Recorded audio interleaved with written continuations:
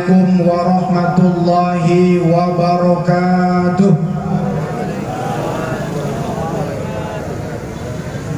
A'udzu billahi minasy syaithanir rajim.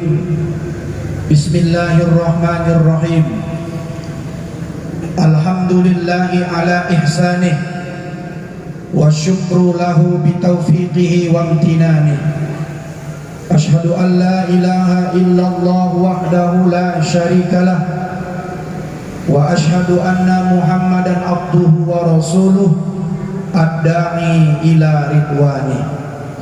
Allahumma salli wa sallim wa barik ala sayyidina Muhammadin wa ala alihi wa ashabihi ajma'in. Amma ba'du. Yang sama-sama kita hormati, yang kita muliakan, Bapak Amin Nasution sekeluarga, kita doakan mudah-mudahan orang tua kita, Pak Amin sekeluarga, senantiasa diberikan Allah kesehatan. Tapi jangan doakan panjang umur lagi, Pak. Kasihan nanti Pak Amin, jangan panjang umur. Kasih aja sehat walafiat, anak cucunya menjadi anak-anak cucu soleh dan solehah. Kemudian salam takzim saya kepada seluruh tokoh-tokoh masyarakat, baik aparatur pemerintahan Kecamatan Deli Tua hadir bersama kita, Kepala Desa Sukamakmur, orang tua kita Bapak Sahril. Kemudian kepada seluruh tokoh-tokoh masyarakat yang lain, bapak-bapak, orang-orang tua kami, hadirin wal hadirat, jamaah yang dirahmati dan dimuliakan Allah Subhanahu wa ta'ala. Bersyukur kita kepada Allah, pada hari ini Allah Subhanahu wa ta'ala masih memberikan kita kesehatan, kelapangan waktu, dan juga nikmat bisa berkumpul. Bapak-bapak, ibu-ibu, orang-orang tua kami, jamaah yang dimuliakan Allah, kita hari ini mesti bangga apa yang dilakukan oleh Pak Amin sekeluarga ini sebagai bentuk identitas bahwa masyarakat Deli Tua adalah masyarakat yang pahamnya ahli sunnah wal jamaah.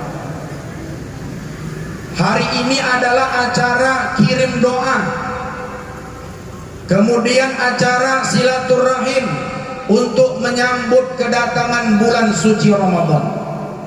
Artinya Pak Amin sekeluarga ini adalah orang-orang berkeluarga di rumah ini paham agama. Karena mohon maaf bapak-bapak, kita di Deli Tua ini sekarang sudah banyak masuk paham-paham yang mereka mengatakan apa yang kita buat acara pada hari ini itu adalah acara yang sia-sia, bid'ah, sesat. Yang sesat itu masuk dalam api neraka. Oleh karena itu bersyukur kita bapak-bapak, ini orang-orang kaya kami, orang-orang tua kami yang berduit-berduit di Deli Tua ini sering-seringlah buat acara seperti yang dilakukan oleh Pak Amin sekeluarga. Tidak tanggung-tanggung, Kori internasional langsung datang ke Deli Tua ini. Padahal kami Pak malam Sabtu kemarin baru nengok Ustaz Darwin nih. Mereka haflatul Quran di Tanjung Merawa, di pesantren Tahfiz Quran Amindi. Waktu perjalanan pulang kami berseluruh, saya, Ustadz Nazaruddin, Ustadz Pangendoan, Ustadz Paruntungan, ada beberapa ustadz di dalam mobil saya. Kami berseluruh, kayak mana ya kira-kira kalau Ustadz Darwin ini datang ke Deli Tua, siapa yang bawakannya nanti? Saya bilang, rupanya hari ini Pak, insya Allah terkabullah doa itu.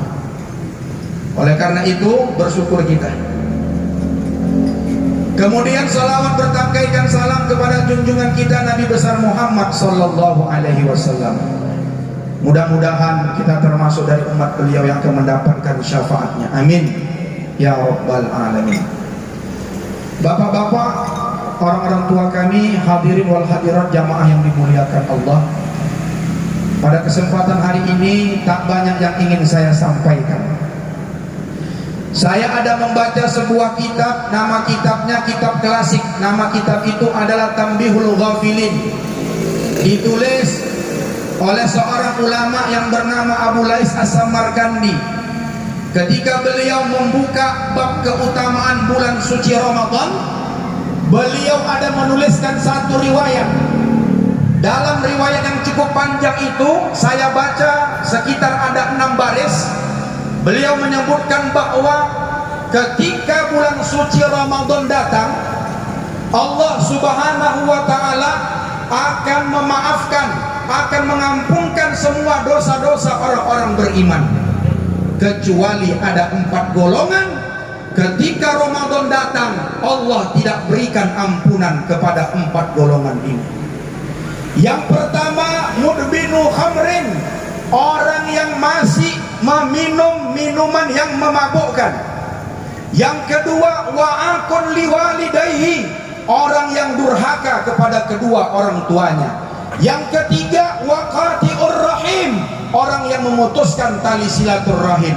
Dan yang keempat, wal musyahin, musyahin adalah yakni la yukallima akhahu fauqa salasati ayyamin, dia tidak bercakapan kepada saudaranya di atas 3 hari. Jadi makanya tadi saya bilang, Pak Amin ini ngerti agama. Dikumpulkan kita, jiran tetangga, sanak saudara, tokoh-tokoh masyarakat. Saya tahunya maksud Pak Amin nih. Bukan Pak Amin ini membuang tabiat, tidak. Bukan membuang tabiat Pak Amin. Mana Pak Amin? Pak, udah mimpi belum kan Pak? Tapi beliau ini mengamalkan 4 isi hadis yang disebutkan oleh baginda Rasulullah. Seandainya ada seorang manusia masuk bulan Ramadan, dia durhaka kepada orang tuanya. Ini kebetulan orang tua dari Pak Amin ini sudah berpulang ke rahmatullah. Bagaimana cara seorang anak supaya tidak durhaka kepada kedua orang tuanya yang sudah wafat? Maka kirimkanlah doa, banyak-banyaklah bersedekah. Tadi sudah dibacakan tahdim, sudah dibacakan tahlil, nanti akan ditutup dengan doa, dibacakan Al-Quran. Itu semua pahalanya akan disampaikan kepada almarhum dan almarhumah. Pak, ini acara ini bukan acara sembarangan. Bukan acara sembarangan nih Pak. Saya udah 15 tahun tinggal di Deli Tua, baru ini ada seorang tokoh masyarakat itu buat acara seperti ini. Entahlah kalau aku nggak diundang yang lain, tapi pengetahuan saya belum ada yang buat acara seperti ini. Masuk bulan Sya'ban dibuat acara menyambut untuk masuk bulan suci Ramadan. Saya jadi teringat seorang ulama, Profesor Dr. As-Sayyid Muhammad bin Alawi Al-Maliki Al-Hasani Al-Makki. Beliau menulis satu buku yang berjudul Madza fi Sya'ban. Ada apa di bulan Sya'ban? Sya'ban ini Pak, bulan mulia. Bulan mulia yang paling banyak dilupakan oleh manusia. Kata Rasulullah, dzaka syahrun yaghfulun nasu anhu baina Rajab wa Ramadan. Ini adalah satu bulan yang banyak manusia melupakan bulan ini. Bulan itu diapit oleh 2 bulan mulia, yaitu bulan Rajab dan bulan Sya'ban. Kalau orang bulan Rajab Pak, ingat kali saya, sampai sekarang pun bekas-bekas bulan Rajab itu masih ada. Sibuk orang masih membuatkan peringatan Isra dan Mi'raj. Betul kan Pak? Apalagi nanti bulan Ramadan, disitulah titik puncak amal ibadah kita tingkatkan. Tapi di bulan Sya'ban nih, banyak orang lupa kepada bulan Sya'ban. Oleh karena itu Rasulullah juga memuliakan bulan Sya'ban ini. Kenapa? Karena bulan Sya'ban ini adalah bulan di mana amal-amal seorang hamba 1 tahun lamanya diangkat oleh Allah Subhanahu wa Ta'ala, dilaporkan kepada Allah. Jadi Pak, amalan kita dari bulan Sya'ban tahun lalu sampai bulan Sya'ban tahun ini itu direkap oleh malaikat Raqib dan Atid. Inilah di bulan Sya'ban ini khususnya nanti berapa hari lagi, malam nisfu Sya'ban, itu amal-amalan kita akan diangkat oleh malaikat Raqib dan Atid bersama malaikat Jibril menghadap Allah. Dan kata Rasulullah, fa uhibbu ayyurfa'a amali wa ana shaimun. Aku suka ketika amalku dilaporkan kepada Allah, aku senang aku dalam keadaan berpuasa. Jadi bulan Sya'ban ini banyak-banyak puasa, Pak. Tapi mohon maaf, Pak, ini saya ingatkan, saya sayang kepada bapak-bapak, orang-orang tua kami jamaah yang dimuliakan Allah, termasuk ibu-ibu yang ada di dalam. Memang betul bulan Sya'ban ini kita dianjurkan banyak-banyak puasa sunnah. Tapi mohon maaf, Pak, kita ini orang yang kadang-kadang lupa akan kewajiban, suka melakukan pekerjaan sunnah, tapi kadang-kadang lupa akan kewajiban. Apa maksudnya, Ustaz? Coba nanti bapak-bapak tolong diingat-ingat masa lajang dulu. Kita umur 50 tahun baru aktif di masjid, baru aktif di perwiritan. Tapi 50 tahun ke bawah sebelum kita bertaubat, banyak puasa-puasa Ramadan kita yang sudah bertahun-tahun kita tinggalkan, sampai detik hari ini belum kita qadha.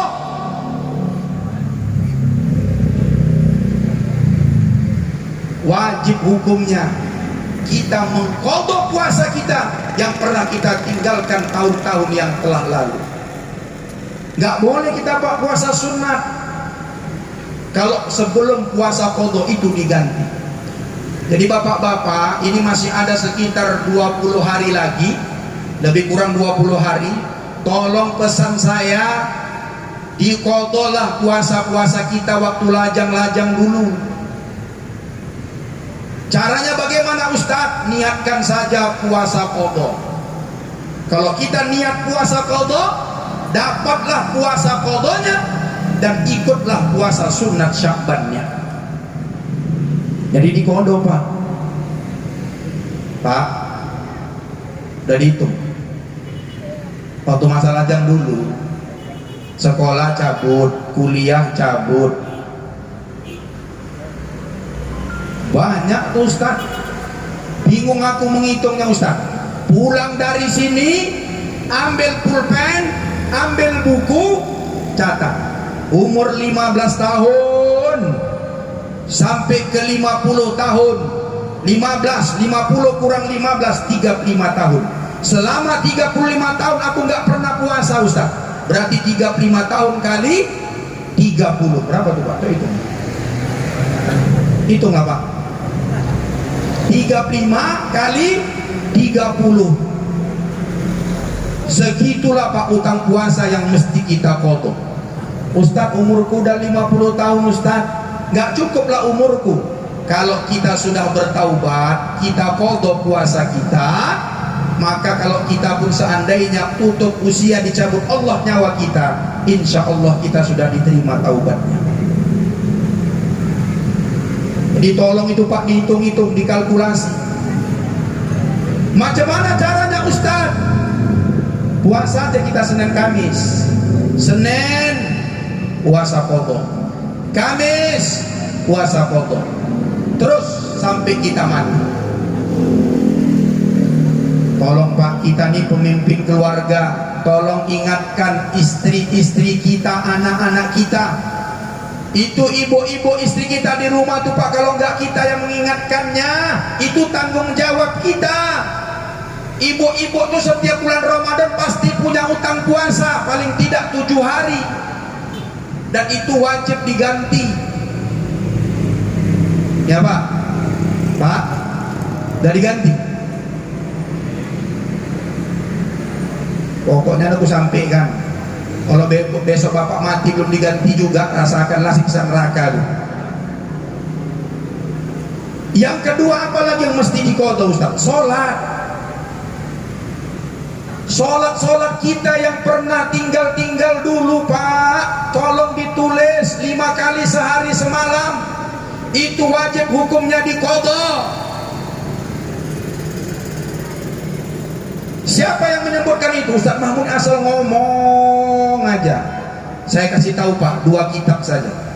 Yang pertama ada nama kitabnya Fathul Mu'in, ditulis dikarang oleh As-Syekh Zainuddin Al-Malibari. Yang kedua nama kitabnya Sabilal Muhtadin, Syekh Ahmad Al-Banjari. Di 2 kitab itu saya baca, wajib hukumnya bagi orang yang pernah meninggalkan sholat, terutama sholat yang ditinggalkan karena tidak ada uzur, itu wajib hukumnya sepanjang hidupnya dia mesti mengerjakan qadha sholatnya itu. Bahkan beliau menyebutkan haram bagi seorang yang punya utang sholat dia mengerjakan sholat-sholat sunnah. Nah, baru tahu Bapak kan? Pak, rajin sholat duha. Mana ibu-ibu nih? Ibu-ibu nih yang waktu saya sampaikan di perwiritan-perwiritan mau menutup masuk bulan Ramadan ini, tercengang orang tua. Ustaz, jadi selama ini aku Ustaz sholat witirku, sholat duhaku, sholat tahajudku macam mana? Berdosa ibu, saya bilang.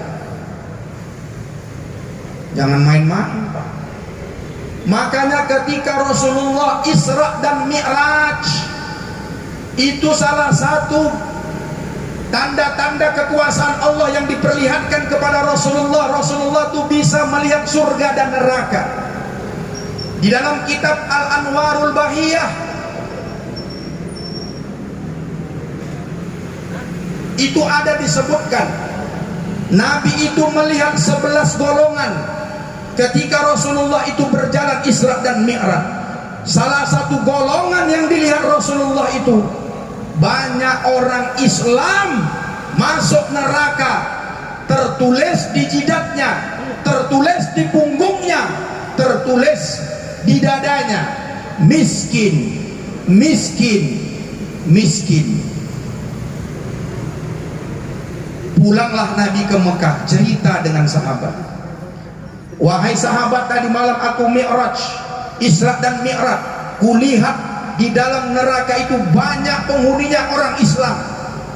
Siapa tuh ya Rasulullah? Tertulis di jidat mereka, tertulis di dada mereka, tertulis di punggung mereka, miskin. Terpelengol Pak sahabat, tengok-tengokan sahabat tuh Pak, woi kita lah nih woi, iya kita lah, kita kan miskin. Karena Pak 80% kan sahabat-sahabat Nabi itu kan hamba budak sahaya, miskin-miskin. Tapi ada seorang sahabat berani bertanya kepada Rasulullah, ya Rasulullah, miskin ya Rasul? Iya. Miskin ya Rasul? Iya. Miskin ya Rasul? Iya. Kata sahabat yang lain nyaut, maksud engkau ya Rasulullah miskin apa? Miskin gak punya harta seperti kami? Bukan. Tapi miskin apa? Miskin ilmu. Jadi orang-orang yang masuk ke dalam api neraka itu Pak, bukan orang yang gak beribadah, tapi beribadah gak pakai ilmu. Contoh, banyak sholat sunat duha, banyak sholat sunat tahajud, banyak sholat sunat witirnya, tapi ingat dulu dia punya utang sholat belum diqadha. Inilah calon-calon penghuni neraka jahanam itu. Pondok Pak, kita nih mau masuk surga, bukan mau masuk mall. Kalau mau masuk mall, masuk aja. Masuk surga nih butuh perjuangan, butuh mujahadah, kesungguhan. Jadi jangan main-main dengan sholat nih Pak. Sholat puasa nih jangan main-main. Ya Pak. Pak, itu kan sudah banyak itu hadis-hadis disampaikan ustaz-ustaz. Kalau kita punya hutang sholat, mohon maaf Pak, seluruh amal-amal ibadah soleh kita itu itu mardudun, ditolak Allah. Orang yang meninggalkan sholat, kadang-kadang gitu Pak, kita tengoklah di tengah-tengah masyarakat kita, tak pernah nampak ke masjid bayar, tapi kalau berinfak nomor satu. Bangun masjid dialah nyumbang banyak, ada santunan anak yatim disantuni, tapi tak pernah sholat. Mohon maaf, ini sedekahnya itu mardud, ditolak oleh Allah Subhanahu wa Ta'ala. Itulah pentingnya sholat itu. Jadi oleh karena itu, mari sama-sama pelan-pelan di sisa-sisa hidup kita ini bulan Sya'ban, mau masuk bulan suci Ramadan, tolonglah diqadha Pak, sholat dan puasa kita. Itu aja kerjakan Pak. Tak usah Bapak sholat sunat lagi. Bagaimana cara mengqadhanya Ustaz? Kalau subuh, kerjakan sebelum zuhur. Zuhur dikerjakan sebelum asar. Asar dikerjakan sebelum isya. Maghrib dikerjakan sebelum isya. Terus isya sebelum subuh. Semampunya. Contoh Pak, Assalamualaikum warahmatullah, Assalamualaikum warahmatullah, subuh. Bapak langsung sholat qadha 2 rakaat, Allahu Akbar, salam, berdiri lagi, Allahu Akbar, terus semampunya. Zuhur begitu juga, asar begitu juga. Jadi sholat ini mesti diqadha. Sudah, qadha sholat, qadha puasa. Kemudian siapa lagi orang yang tidak diampunkan Allah ketika Ramadan datang? Tadi disebutkan peminum khamar. Kemudian yang kedua, orang yang durhaka kepada kedua orang tuanya. Dan yang ketiga, orang yang memutuskan tali silaturahim. Ini nanti kita habis acara nih, kita salam-salaman. Mohon maaf, supaya nanti ketika kita masuk bulan Ramadan ini kita nggak ada lagi yang saling bermusuhan. Yang keempat, musyahid. Ada saudara kandung nggak cakapan Pak. Kadang-kadang, mohon maaf, laki bini pun nggak cakapan. Ada Pak nggak cakapan sama bini? Berapa hari Pak? Tak boleh lebih 3 hari Pak ya. Jangan sampai. Jadi acara ini memang sangat baik. Kemudian insya Allah nanti Pak, malam Rabu atau malam Kamis itu kan malam nisfu Sya'ban.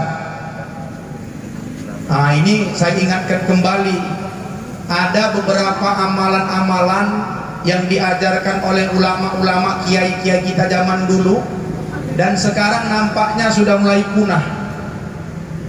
Apa itu Ustaz? Yang pertama, selepas sholat maghrib baca Yasin 3 kali. Selepas itu berdoa kepada Allah. Masih ada lagi dibuat Pak. Ini sebetulnya yang buat ini sebetulnya cocoknya BKM. Dikumpulkan masyarakat, dibuat nanti malam nisfu Sya'ban, siangnya, besoknya kan kita puasa nisfu Sya'ban. Malamnya itu fokuskanlah Pak, kita beribadah kepada Allah. Tak usah jalan-jalan lagi. Ini sibuk aja. Kadang-kadang mohon maaf Pak, saking kan bingungnya malam nisfu Sya'ban tuh, masih ku tengok lagi ada orang dari tua nih begadang main keyboard. Malam nisfu Sya'ban main keyboard, karaoke, na'udzubillah min zalik. Ustaz kalau bakar-bakar ikan nggak apa-apa. Habis baca Yasin 3 kali berdoa, panggang lah ikan tuh, habis itu makan, sedekah, bagus.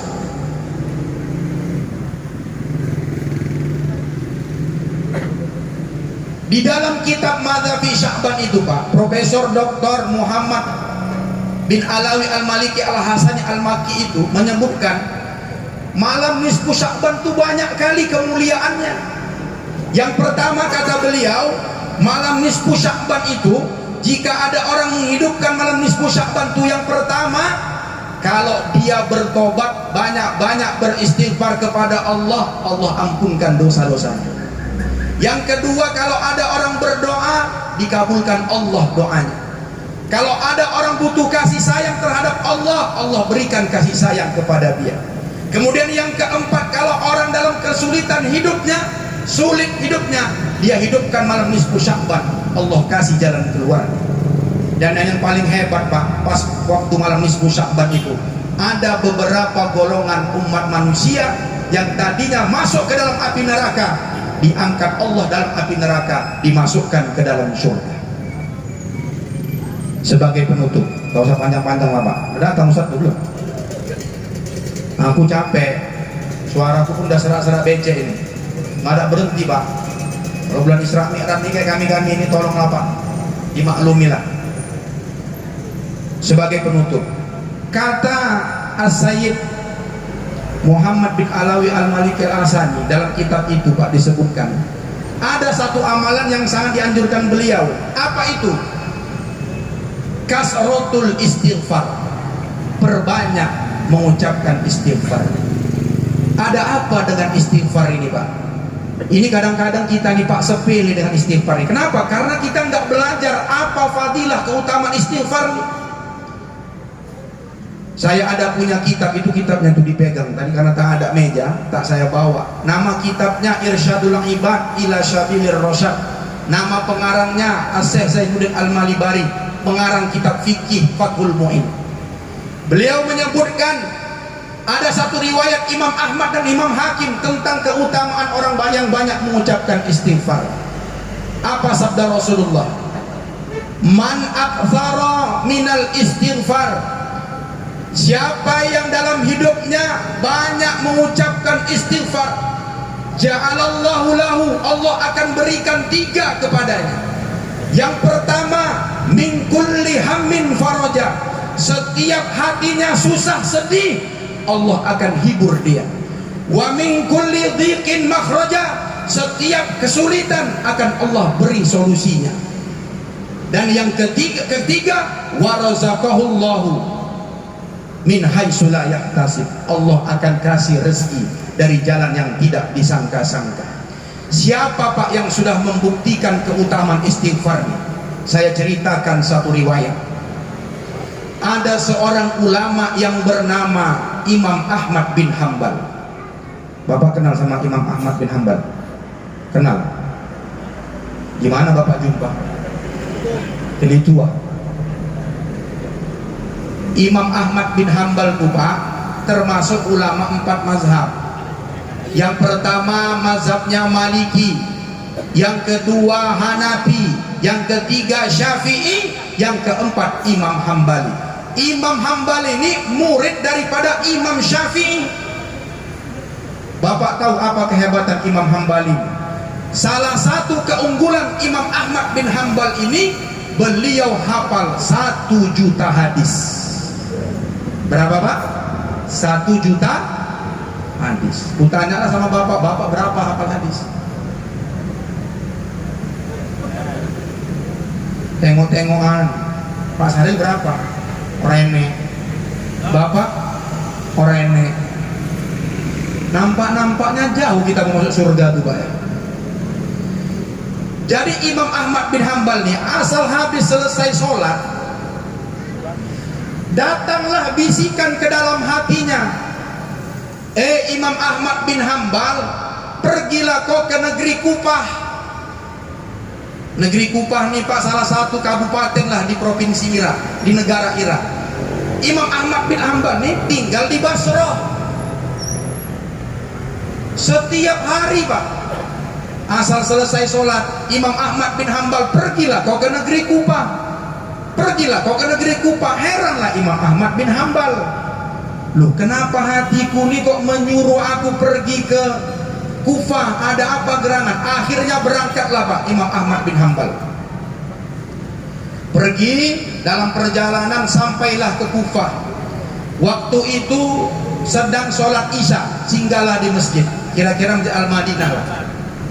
Masuklah Imam Ahmad bin Hambal, sholat Isya. Selepas sholat karena capek, golek-golek di dalam kamar di dalam masjid itu. Tapi Pak, datanglah penjaga masjid marbot. Kata marbot itu, dia berucap kepada Imam Ahmad bin Hambal, ya Syekh, la tanam fi hadal masjid, gak boleh tidur di masjid, ukhruj, keluar. Mak, kejam kali marbotnya. Aku kalau jumpa marbot ini mau kipas kan ini. Kalau ada marbot ngusir orang tidur di masjid, kipas kan aja cocoknya itu. Dia nggak tahu tuh Imam Ahmad bin Hambal. Kalau tahu mungkin tak sampai diusirnya. Karena waktu masa zaman Imam Ahmad bin Hambal itu belum ada Facebook, belum ada medsos, belum ada Instagram, belum ada YouTube. Orang tahu nama Imam Ahmad bin Hambal, tapi tak nampak wajah. Beda dengan saya. Sekarang orang tak banyak tahu siapa tuh Ustaz Mahmud. Ada YouTube-nya, tahu orang. Tiap hari update status di Facebook, ngaji sana, ngaji sini. Orang tahu. Dulu tak ada. Terbodohlah Pak Imam Ahmad bin Hambal. Siapa? Umar Bon. Kenapa tak boleh tidur di dalam masjid? Pokoknya gitulah pesan ketua BKM. Ketua BKM juga rupanya. Keluarlah Pak Imam Ahmad bin Hambal. Duduk-duduk di teras, tapi memang udah ngantuk kali. Akhirnya tertidur di teras masjid. Datang lagi Pak Marbot. Memang keriak kali Marbot ini. Entah siapa namanya. Ditengoknya dia habis matikan lampu. Ditengoknya Imam Ahmad bin Hambal tidur di teras. Ya Syekh, la tanam fi hadal masjid. Jangan tidur di masjid. Bandel kali kau, katanya. Imam Ahmad bin Hambal orangnya warok zuhud. Ya udahlah. Akhirnya keributan itu didengar oleh salah satu tetangga masjid. Tetangga masjid ini seorang tukang penjual roti. Datanglah penjual roti ini ke masjid. Ditengoknya ada kericuhan. Lalu tukang roti ini bilang kepada Imam Ahmad bin Hambal, wahai tuan, tak pala lagi tuan tidur di masjid ya. Mari ke rumahku tuan. Masuk ke rumahku, istirahat di rumahku. Iyalah, kata Imam Ahmad bin Hambal. Masuklah Pak. Dilihat Imam Ahmad bin Hambal lah Pak, si penjual roti ini sedang mengadon tepung roti. Sambil mengadon tepung roti ini, didengar Ahmad bin Hambal lah. Si tukang tepung roti ini, jual roti ini, mengucapkan istighfar. Sambil ngadon roti, tepung roti itu mengucapkan istighfar. Astaghfirullah Rabbal baraya, astaghfirullah. Dimasukkan ke dalam oven. Minal khotoya. Terus Imam Ahmad bin Hambal heran. Lalu bertanyalah Imam Ahmad bin Hambal, mohon maaf tuan, ini ku dengar kau waktu mengadon tepung roti dan ketika memanggang roti, kalau tak silap kau beristighfar ya? Iya tuan, kata penjual roti ini. Udah berapa lama? 30 tahun tuan. Semenjak aku jualan roti, aku sudah beristighfar selama 30 tahun. Lalu kata Imam Ahmad bin Hambal penasaran, apa yang udah kau dapat selama 30 tahun mengucapkan istighfar setiap kali kau buat roti? Rotiku laris. Wa razaqahu min haitsu la yahtasib. Orang yang banyak beristighfar, Allah akan kasih rezeki dari jalan yang tidak disangka-sangka. Jadi bapak-bapak kalau yang pedagang, tak usah sibuk-sibuk bapak kena Murambi sana jumpai Mak Jamrong, tak perlu. Dikasih Rasulullah amalan istighfar aja, dan ini amalan ringan. Tapi karena amalan ini dianggap orang sepele, banyak ditinggalkan. Ustadz udah ngamalkan, alhamdulillah Pak, kabul. 2022 kemarin, 2022 bulan Desember tanggal 25, saya berangkat umroh. Saya tak bisa banyak-banyak beramal. Asal habis sholat subuh istighfar aja 100 kali, zuhur 100 kali, terus 100 kali. Akhirnya dipanggil Allah umroh. Ustaz kan banyak duit. Mana aku banyak duit? Berapa lah Ustaz sekali ceramah? Di Deli Tuanin paling besar kalau ngasih amplop asyakirin, gua kasih tahu aja lah bapak, tuh ada Pak Solah. Yang lain-lain megap uang minyak, Ustaz, uang minyak. Tapi karena istighfar Allah kasih wa razaqahu min haitsu la yahtasib. Singkat cerita, apalagi yang sudah engkau dapat selain jualan mularis? Kata si penjual roti ini, apa saja yang aku mintakan kepada Allah, Allah kabulkan permintaan aku. Tapi Tuhan, kata si penjual roti ini, ada satu permintaanku yang belum dikabulkan Allah. Apa itu Tuhan? Kata Imam Ahmad bin Hambal, satu pintaku kepada Allah, 30 tahun aku beristighfar, ada satu hajatku yang belum dikabulkan Allah, yaitu aku ingin bertemu dengan Imam Ahmad bin Hambal. Terkejut Imam Ahmad bin Hambal, berbisik di dalam hati, ya Allah, rupanya selama ini selepas aku sholat, yang berbisik-bisik memanggil aku supaya aku datang ke kota Kufah ini adalah istighfar si penjual roti ini.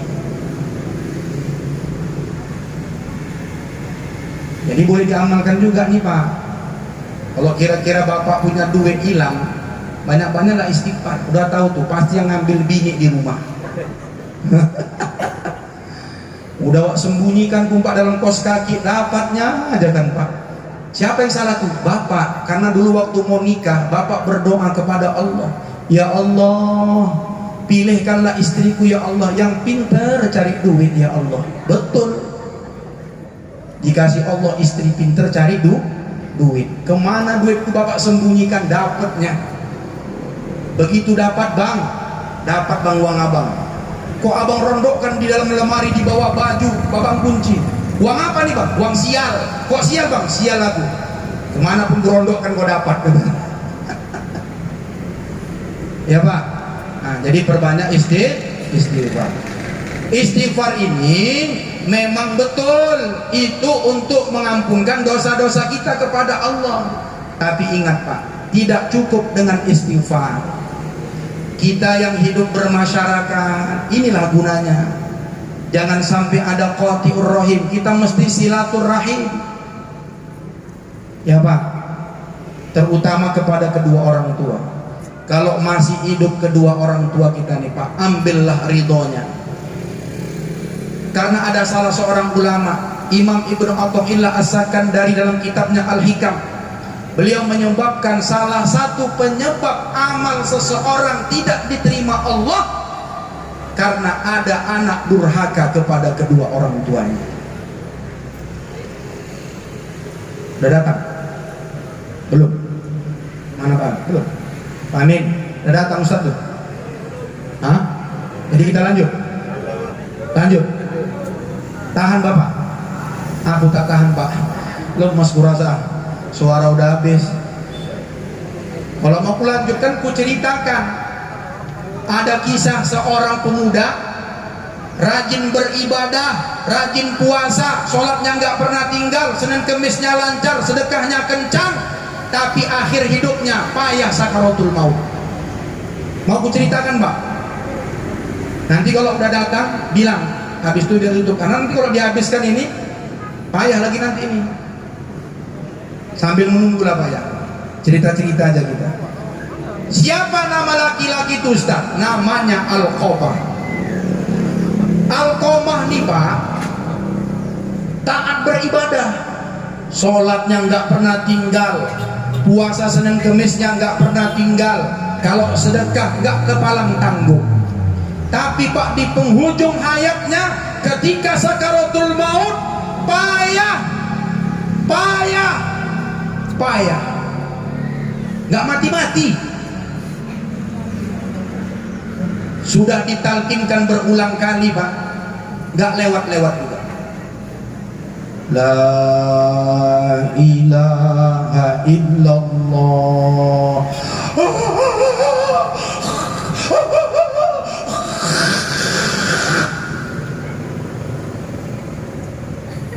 Seminggu lamanya Alqamah Pak, sakaratul maut, enggak mati-mati.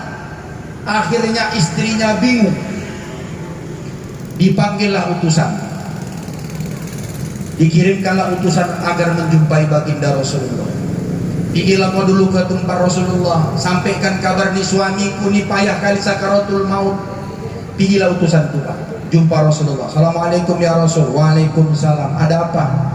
Begini ya Rasulullah, itu di kampung sana ada seseorang yang bernama Alqamah, sakaratul maut udah seminggu nggak mati-mati. Oh ya, ya. Bilal, coba lihat dulu. Datang Bilal, Pak, ke rumah. Ditengok Bilal, Pak, memang luar biasa. Nggak mati-mati, ditalkin sama Bilal bin Rabah. La ilaha illallah.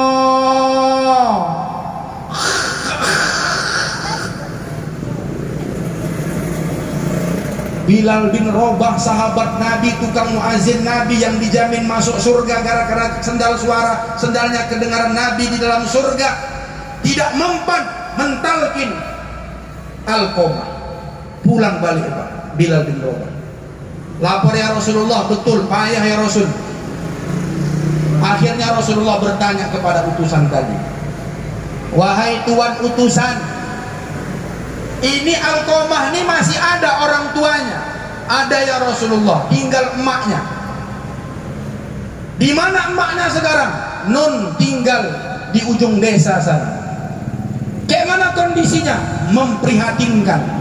Tinggal di rumah gubuk reok tua, kalau hujan bocor, kalau panas kepanasan. Kata Rasulullah, Bilal, pergi jumpai emak Alqamah nih, suruh dia datang menghadap aku. Kalau dia nggak bisa, aku yang akan datang ke rumahnya. Datanglah Bilal. Assalamualaikum Nek. Waalaikumsalam. Nenek dipanggil baginda Rasul. Baiklah, aku datang. Pakai tongkat, Pak, Ibu Alqamah. Karena Rasulullah yang manggil, dikuat-kuatkan sama emak Alqamah. Ini juga pelajaran kepada kita. Kalau ada orang yang punya pengaruh di tengah-tengah masyarakat, pasti kita usahakan datang, kan Pak. Ini Pak Amin ini kan karena punya pengaruh nih, makanya datang. Akhirnya datanglah Ibu Alqamah. Assalamualaikum ya Rasul, saya ibunya Alqamah. Ada apa ya Rasul? Oh ya Bu, ibu punya anak namanya Alqamah. Iya ya Rasulullah. Coba ceritakan kepadaku ya Rasulullah. Coba ceritakan kepadaku wahai ibu, siapa, bagaimana Alqamah ini? Ya Rasul, Alqamah ini anakku sebelum dia kawin. Sebelum dia kawin, soleh benar ya Rasul. Sholat nggak pernah tinggal, puasanya rajin, kemudian kalau bersedekah rajin. Bahkan aku setiap bulan dikiriminya uang untuk belanjaku. Tapi mohon maaf ya Rasulullah, sakit hatiku ya Rasul. Kenapa wahai ibunda? Semenjak dia menikah, dia lebih mementingkan istrinya dan dia tidak peduli lagi kepada aku.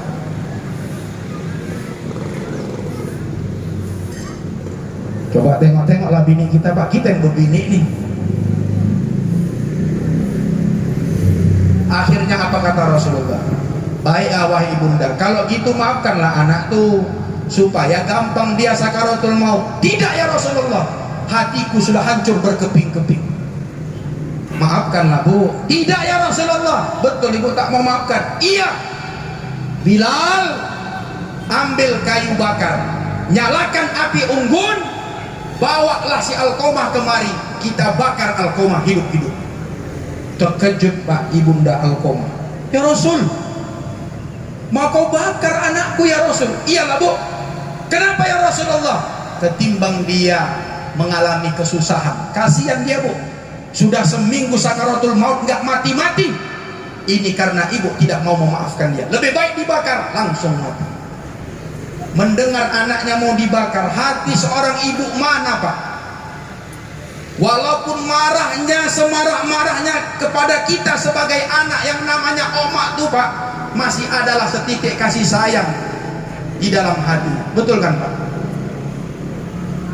Contoh adalah masa jauh-jauh.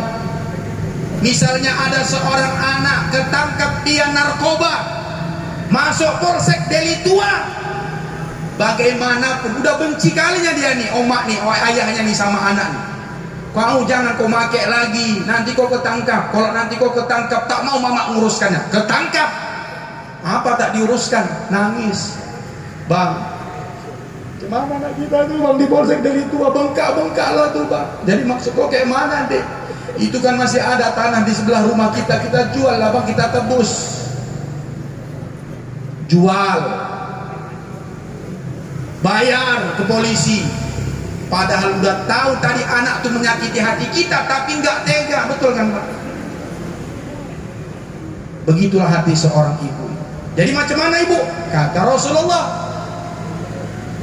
kalau anakku mau engkau bakar ya Rasulullah, aku maafkanlah Alqamah nih ya Rasul. Nggak tega aku ya Rasulullah. Anak yang selama 9 bulan 10 hari aku kandung, 2 tahun lamanya dia menyusu kepadaku.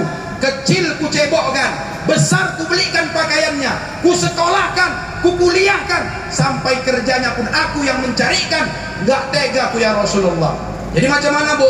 Ibu ikhlas memaafkan Alqamah nih? Ikhlas aku ya Rasulullah. Bilal, balik engkau ke rumah Alqamah, tengok Alqamah, betul nggak ikhlas ini emak Alqamah memaafkan Alqamah? Datang Bilal, ditengok Bilal, sekali aja pak, ditalkin Bilal. La ilaha illallah, langsung mati. Ya, udah datang Ustaz, berarti udah cocok sama datang Ustaz.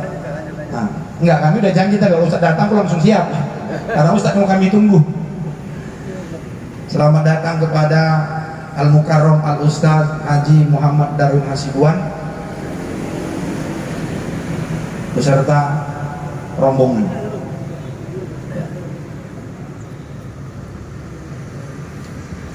Izin Ustaz ya 5 menit lagi Ustaz, agak dikasih sikit teh panas tuh biar agak mantap nanti. Ini masih ada jam 11 supaya lama Ustaz tuh di sini. Ya, sikit lagi Pak.